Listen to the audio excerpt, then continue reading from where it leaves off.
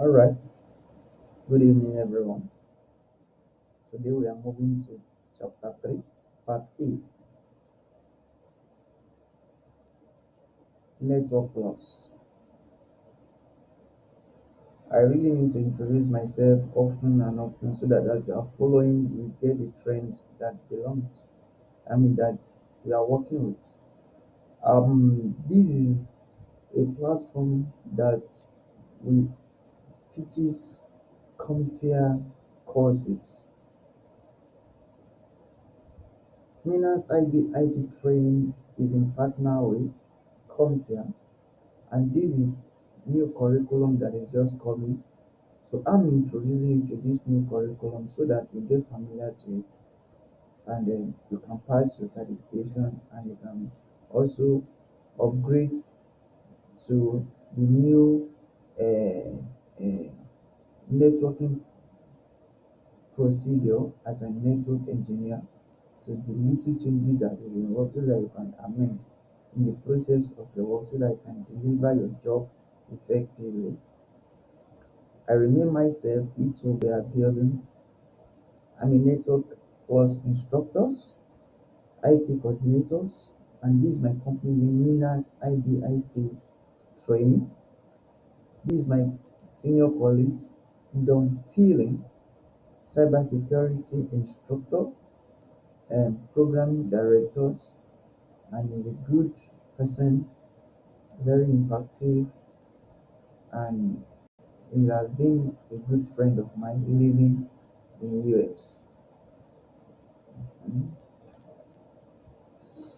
Now, the objective of our lessons is being stated below. You have deploying network devices, explaining network interface, deploying common Ethernet switch features, troubleshooting transceiver switch issues. So, in this chapter 3 rather, these are the objective, these are the courses you are going to deal with one after the other. And I want you to be of rest of assured that you are going to get the details of what you need to learn in this lesson. First and foremost, we are actually dealing with the physical layer all through our layer 2. Now we are moving down to data link layers. Now with this data link layer is where we talk about network interface card. Then what network interface card is all about? We call it NIC. Now it stands as transceiver component connecting the host to the what? To the transmissions media, like wire or wireless. So it does this same job. So the NIC done a great function by linking the wire to the computer. That is, if it is wireless, you also receive the signal and send it to the computer system for means of communication. They can have multiple ports on the same card. Yes, it happens. If you want to create a server that is within the premises, you can use it to link two systems together. With one system, you link two systems to communicate with two systems at a time. It has a unique MAC address. Yes, it's always there.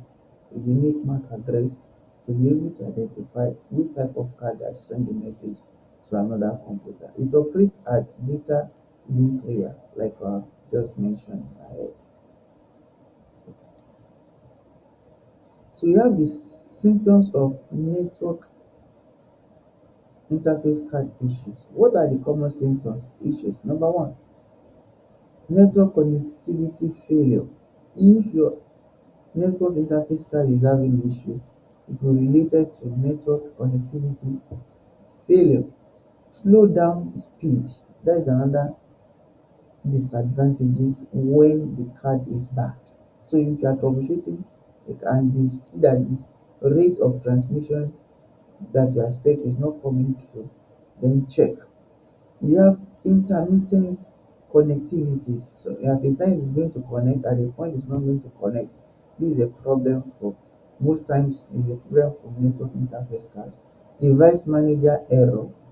To go to the device manager, you see that particular area where they say internet. So you see a question mark as a yellow or any other things. It means that the network interface card is bad. Now network settings error message. So all these features stated here so tells you that the network interface is having issues. So we have the modular transceiver. When we're talking about the modular transceiver, we're talking about terminating multiple types of cable and connecting connector types operate at data link layer. So you have this one as different type of network cable, the fiber optic, the twisted pair cable connecting to a particular device. So that's what we call what modular transceiver. So this one is coming as a fiber optic, the other one is coming as internet. So they connect together and they still communicate between those devices. That's what is known as what modular transceiver. Moving on, symptoms of transceiver issues. Number one, mismatching paths, no link. So if there's no communication between two different links, definitely there is a problem. So intermittent connectivity is like what happened to a network interface card. So some of those symptoms is also giving us some point here, which is known as intermittent connectivity, which is just packet lost and a poor network performances. So if you are experiencing all these symptoms and you connected your devices into transceiver, so check very well, maybe the transceiver is working well. And one of those things that destroy transceiver might be surge. Now we have the Ethernet frame format. So the medium of transmitting information from the internet is stated below. We have the preamble. Under the preamble, so you see that you will it is a kind of section that monitor the incoming of data. We have the XFO, we have the XFO, and we have the destination MAC address, we have the source MAC address, and we have the Ethernet types. So which type of networking, which type of cable they do use, is it wireless or this thing? We have the payload, which is the amount of data that was involved. Now before we now have what is an FCX, FCS. So immediately some people, I mean some data, some frame can succeed getting into a particular point, but when we want to leave the internet to another destination, this one will also check if there is any error. If there is error, it will not allow the information to go to other system, which is FCS. So this is the function of this network. So you can see the MAC address, especially when you're talking about IP version 4. This is how it's being stated. You can see clearly this is a MAC address. We have the network ID, we have the host ID. So we have the broadcast.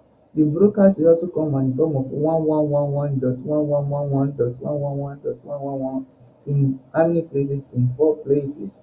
So that is how it functions. So like what I've just explained to you ahead. So that is a broadcast. It's always in the what? In the it come with the we call it subnet. So that is how it operates. So we want 1111.111.111.111. So as you can see, when the broadcast started, we have the preamble, we have the XCFD. So that one also check an error, especially error that have combination of 2 1 or combination of 1 0 or mismatch of 1 and 0. So it corrects it at that point. We have the destination MAC address. We have the what? The source MAC address, and we have the what? The Ethernet type, we have the payload, we have the FCS. So that is how it functions. So far so good. We've been able to conclude what part 3A is all about. So thank you so much for visiting our channels and listening to what we are trying to disseminate to our audience.